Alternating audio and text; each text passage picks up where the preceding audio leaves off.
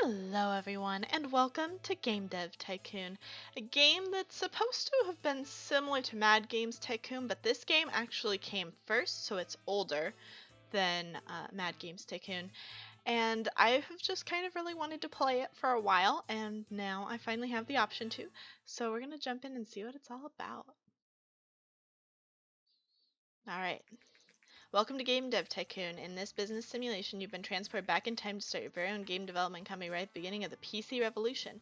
In the next 35 years, you can build your dream company, create best-selling games, gain fans, and become a leader of the market. Before you can start your venture, you have to give your upcoming company a name. Okay. Oh. We're gonna call it the Peggysus Games. And my name is Peggy. And I'm a girl.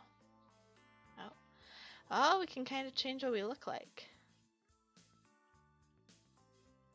So I guess I look most like that. I was wearing a white t-shirt earlier today, so I guess we'll go with that. Achievement unlocked. Support a young startup by the game. Thanks. Alright.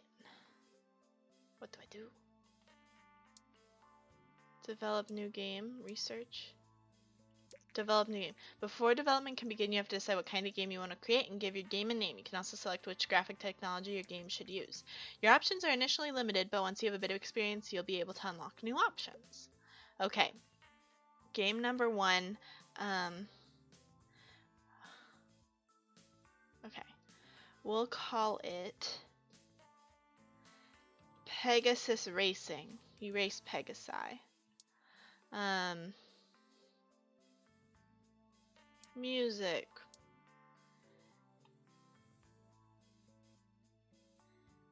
Action. Do I even have that kind of money? Oh, I do. I have $70,000. Okay. Next. Graphics. 2D graphics. It really ups our cost, but I think that's going to help us out. So, game development runs through 3 stages. At the beginning of each stage, you can decide what areas of the game you want to focus on. Picking the right focus greatly increases the points you generate. Think about what areas are important for a game and decrease the focus on areas you think are less important. If you want to read a brief description, please refer to the help menu. Okay. So, where it's a music action game, I think gameplay needs to be very important.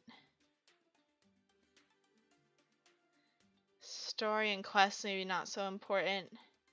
And that kind of in the middle, like, can I just... Okay. I hope I did that right. Game development has now started. While developing your game, you'll generate game points, which you can see bubbling up. Game points are divided into design points and technology points. The more points you generate, the better the game will be. From time to time, there will also be bug points generated. These points will become less likely once you gain experience. Bugs should be fixed before the game is released and increase development time and cost. So we have 1 bug right now. Development stage 2, dialogues, level design, and artificial intelligence. So action, probably artificial intelligence is a lot, dialogue not so much, and a little bit more. I don't make games for a living, so I am guessing. During development, you can also select additional features for your game. Right now, you can only pick basic sounds, but your options will increase quickly. Selecting additional features makes the game generally better, but also increases costs. You'll see the graphic type you selected when you define the game. This is just to remind you of your choice. You cannot change the graphics mid-game. So we have 2D graphics and basic sounds. So, I went graphics and sound. World design. Okay. This is a total guess. I have no idea. Okay, the development of your first game is not complete. You can press the finish button to publish your game, but you should only do that once you fix the majority of bugs. Releasing a game without fixing bugs can severely affect your ratings, so you should only ever consider that if you need the cash and can't afford to wait. Okay, so she'll just slowly decrease the bugs. So now we have no bugs, so we can finish it. The development of your game is now finished. While developing games, you gain experience to improve your skills. When development is completed, you'll be presented with a summary of the experience gained. So, okay. So, okay. I don't know why this is a different one color. I was like, oh no, that must be bad, but I mean, it's still plus. That seems good, right? Alright, we'll release the game. Create a game with a good topic genre combination. I'm surprised. I didn't think that was a good one at all, but hey, I'll take it. Your game's now completely handed off to publishing. We should soon see reviews and sales coming in. Yay. Research. Research is important to unlock new options and make better games. You should try and save enough research points to be able to create your own game engine. It will greatly improve your games. Try to develop games with different topic and genre combinations for a slight research boost. Okay, so we need 50 research points to be able to generate game report.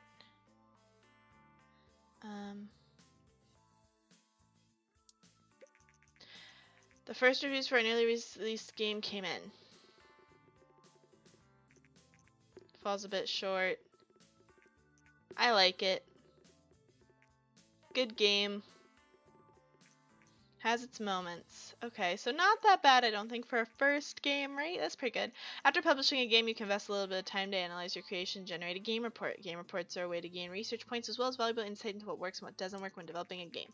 To generate a game report, close this message and click anywhere on the screen to bring up the action menu. I think I'm already doing that.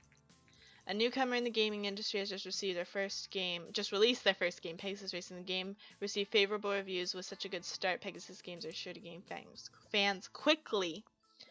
Okay, so we're selling now, which is good. Okay, we sold almost 3,000 units in our first week. We made in the charts at number 74. Now your game's on sale, you receive income from the game every week. You can see how well your game is doing by looking at the sales graph on the top right of the screen. It was so successful, we now have 20 fans. Okay. Our post-release analysis of racing is complete. We got the following results. Music and action is a great combination. Dialogue seemed to not be at all important for this type of game, so dialogues can just be 0.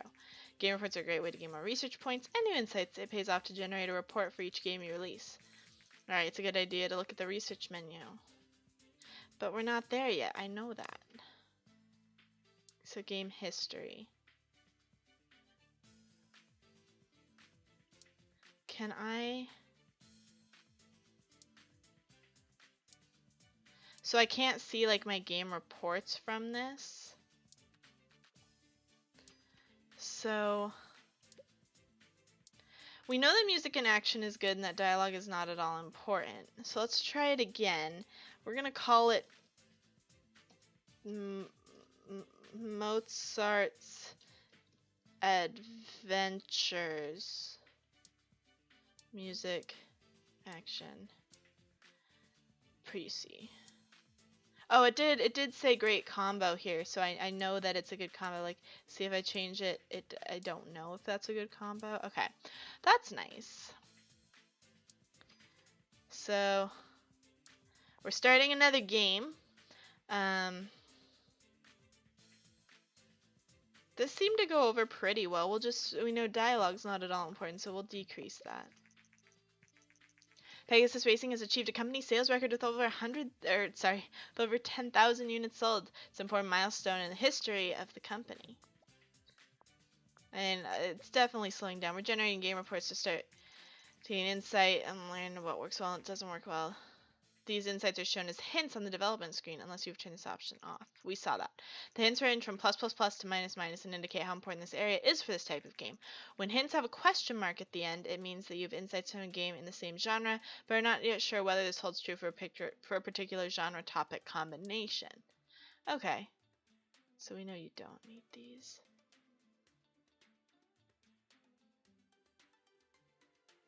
But I want to get rid of all dialogue. You probably aren't allowed to get rid of all dialogue. Okay.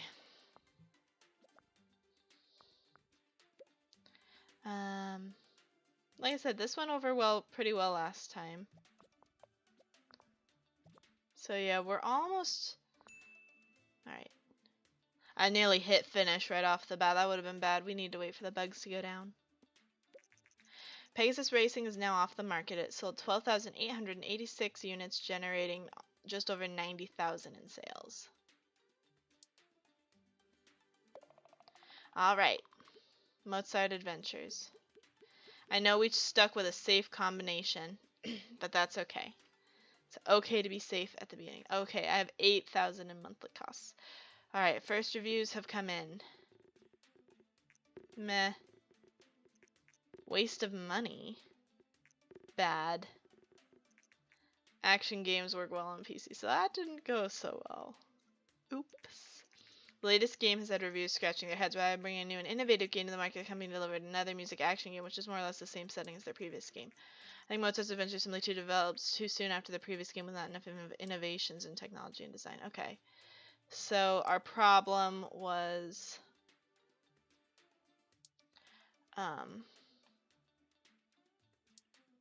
it was too soon.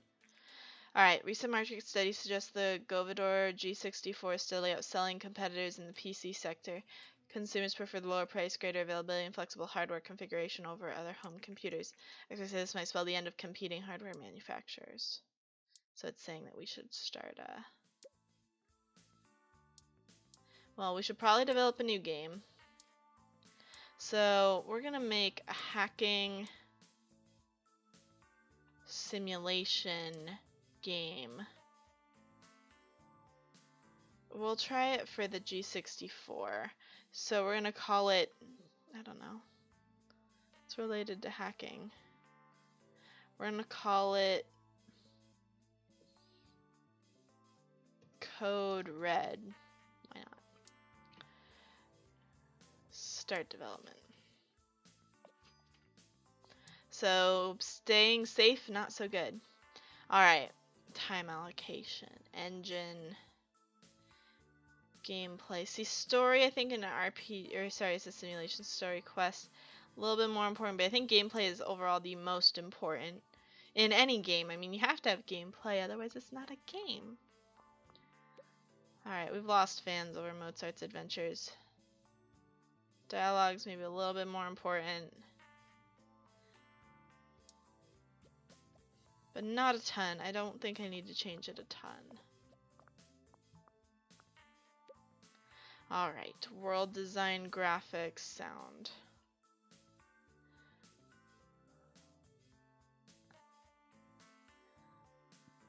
Okay. Let's do it.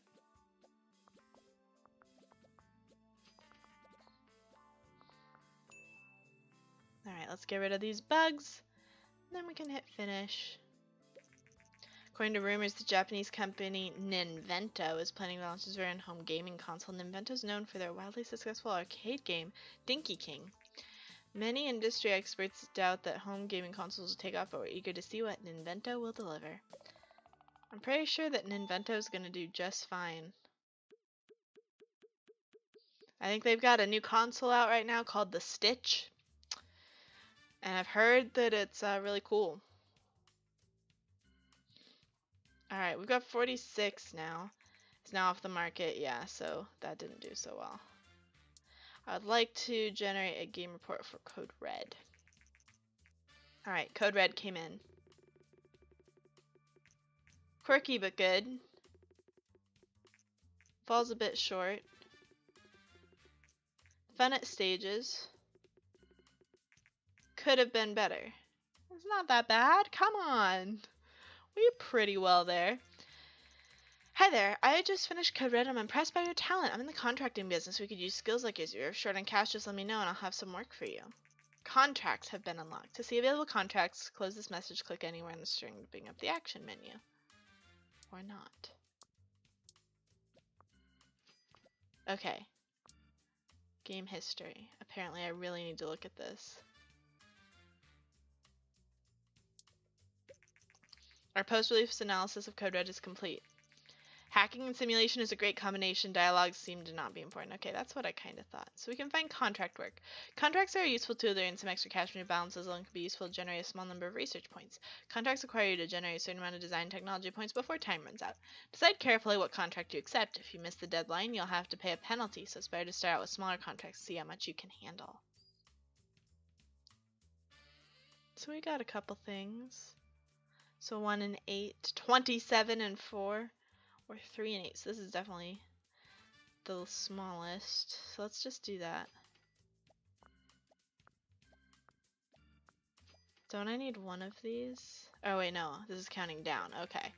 We'll transfer 11,000 to your account. Great. Jason here. I got word from client. Your contract was completed successfully. Excellent work. I usually have new contracts every 6 months, so check back sometimes. Okay, so I think we should do research now, because we can do a custom game engine. Start this research. That's exciting. What's this button? Okay. Yep, menu. That's what I thought. Alright, so Code Red seems to be doing okay so far. Like if I view game history, we can see we've made a profit on it. Like you can see here, we even made a profit on Mozart's Adventures. We just didn't make as much of a profit on it, but we did make one, so that's good. Today, Ninvento has confirmed recent rumors that announced their plans to release a new home gaming system called the TES early next year. The console features cartridge-based games and a uniquely designed controller. So let's finish up this first new engine of ours. You've successfully researched custom game engine. Now you can create your own game engines. To get started, close this message, click anywhere. So yep, create custom game engine. But I think we're going to do that next time. So if you enjoyed this episode of Game Dev Tycoon, be sure to hit that subscribe button. And as always, I'm the Peggysus, and I'll see you guys in the next one. Bye-bye!